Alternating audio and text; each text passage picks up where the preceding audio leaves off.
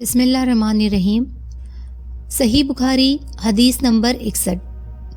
ابو بکرہ رضی اللہ تعالیٰ عنہ سے روایت ہے کہ ایک دفعہ رسول اللہ صلی اللہ علیہ وسلم اپنے اونٹ پر بیٹھے ہوئے تھے اور ایک آدمی اس کی نکیل یا مہار تھامے ہوئے تھا۔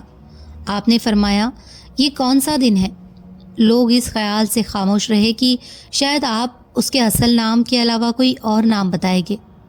آپ نے فرمایا، کہ یہ قربانی کا دن نہیں ہے؟ ہم نے عرض کیا، کیوں نہیں؟ پھر آپ نے فرمایا، یہ کون سا مہینہ ہے؟ ہم پھر اس خیال سے چپ رہے کہ شاید آپ اس کا کوئی اور نام رکھیں گے۔ آپ نے فرمایا، کیا یہ ذی الحجہ کا مہینہ نہیں ہے؟ ہم نے کہا، کیوں نہیں؟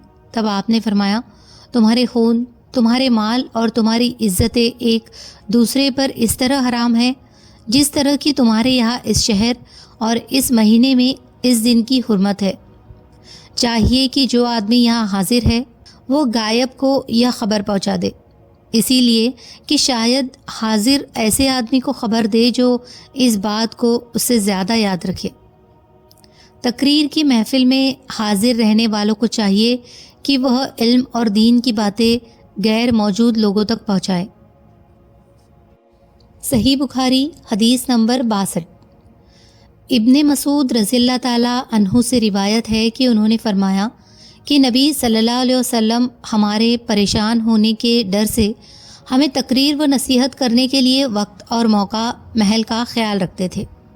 معلوم ہوا کہ تقریر کرنے والوں کو تقریر اور نصیحت کے وقت موقع اور جگہ کا خیال رکھنا چاہیے تاکہ لوگ اکتا نہ جائے اور نہ ہی ان میں نفرت کا جوش پیدا ہو۔ صحیح بخاری حدیث نمبر 63۔ انس رضی اللہ تعالیٰ عنہ سے روایت ہے کہ نبی صلی اللہ علیہ وسلم نے فرمایا، دین میں آسانی کرو، سختی نہ کرو اور لوگوں کو خوشخبری سناؤ، انہیں ڈرا ڈرا کر نفرت کرنے والا نہ بناؤ۔ معلوم ہوا کہ دینی معاملات میں بہت زیادہ سختی نہیں کرنی چاہیے۔ صحیح بخاری حدیث نمبر 64۔ معاویہ رضی اللہ تعالیٰ عنہ سے روایت ہے، انہوں نے کہا کہ میں نے رسول اللہ صلی اللہ علیہ وسلم کو یہ فرماتے سنا ہے کہ اللہ تعالیٰ جس کے ساتھ بھلائی چاہتا ہے اس کو دین کی سمجھ دے دیتا ہے، اور میں تو صرف بانٹنے والا ہوں اور دینے والا تو اللہ ہی ہے، اور اسلام کی یہ جماعت ہمیشہ اللہ کے حکم پر قائم رہے گی۔ جو اس کا مخالف ہوگا ان کو نقصان نہیں پہنچا سکے گا یہاں تک اللہ کا حکم یعنی قیامت آ جائے۔ دین میں سمجھداری کا تقاضا یہ ہے کہ قرآن و حدیث کو شوق سے پڑھا جائے تاکہ وہ دین کے کاموں میں صحیح چھان بین اور اصل اور نقل کے فرق کو سمجھنے کے قابل ہو جائے۔ صحیح بخاری حدیث نمبر 65۔ عبداللہ بن عمر رضی اللہ تعالیٰ عنہ سے روایت ہے، انہوں نے کہا کہ ہم رسول اللہ صلی اللہ علیہ وسلم کے پاس بیٹھے ہوئے تھے کہ آپ کے پاس کھجور کا گودا لایا گیا۔ آپ نے فرمایا، پیڑوں میں سے ایک پیڑ ہے۔ یہ حدیث 56 پہلے گزر چکی ہے۔ اس روایت میں انہوں نے یہ اضافہ بیان کیا ہے، میں نے آپ کو دیکھا کہ میں ہی سب سے چھوٹا ہوں، لہٰذا خاموش رہا۔ صحیح بخاری حدیث نمبر 66۔ عبداللہ بن مسعود رضی اللہ تعالیٰ عنہ سے روایت ہے، انہوں نے کہا کہ نبی صلی اللہ علیہ وسلم نے فرمایا، رشک جائز نہیں ہے، رشک جائز نہیں مگر دو آدمیوں کی عادتوں پر، ایک اس آدمی کی عادت پر جس کو اللہ نے مال دیا ہو، وہ اسے حق کے راستے میں نیک کاموں پر خرچ کرے، اور دوسرے اس آدمی کی عادت پر جسے اللہ نے قرآن اور حدیث کا علم دے رکھا ہو اور وہ اس کے مطابق فیصلہ کرتا ہو اور لوگوں کو اس کی تعلیم دیتا ہو۔ رشک یہ ہے کہ کسی میں اچھی خوبی دیکھ کر انسان اپنے لیے اس کی تمنا کرے، اور اگر مقصود یہ ہو کہ اس سے وہ نعمت چھن جائے اور مجھے حاصل ہو جائے تو اسے حسد کہتے ہیں، اور یہ برائی کے لائق ہے۔ صحیح بخاری حدیث نمبر 67۔ ابن عباس رضی اللہ تعالیٰ عنہ سے روایت ہے، انہوں نے کہا کہ مجھے ایک بار رسول اللہ صلی اللہ علیہ وسلم نے اپنے سینے سے لگایا اور دعا دی کہ اے اللہ، اسے اپنی کتاب کا علم عطا فرما۔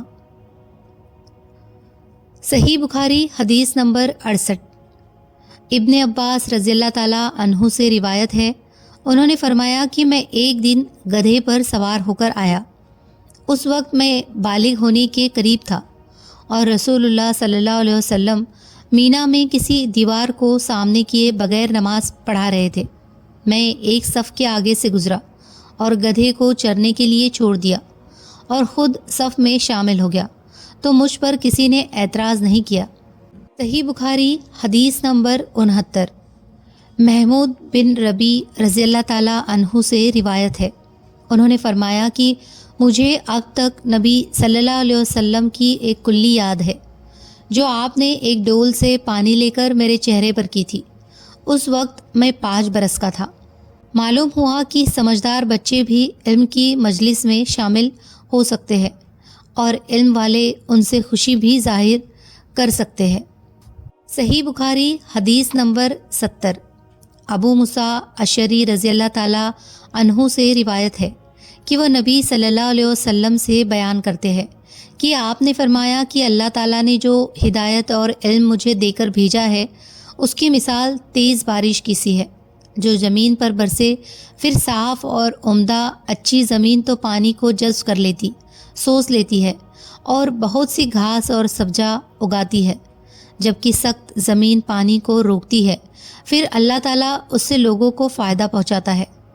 لوگ خود بھی پیتے ہیں اور جانوروں کو بھی پلاتے ہیں اور اس کے ذریعے کھیتی باڑی بھی کرتے ہیں۔ اور کچھ بارش ایسے حصے پر برسی جو صاف اور چٹیلا میدان تھا، وہ نہ تو پانی کو روکتا ہے اور نہ ہی سبزہ اگاتا ہے۔ بس یہی مثال اس آدمی کی ہے جس نے اللہ کے دین میں سمجھ حاصل کی اور جو تعلیمات دے کر اللہ تعالیٰ نے مجھے بھیجا ہے ان سے اسے فائدہ ہوا، یعنی اس نے انہیں خود سیکھا اور دوسروں کو سکھایا۔ اور یہی اس آدمی کی مثال ہے جس نے سر تک نہ اٹھایا اور اللہ کی ہدایت کو جو میں دے کر بھیجا گیا ہوں قبول نہ کیا۔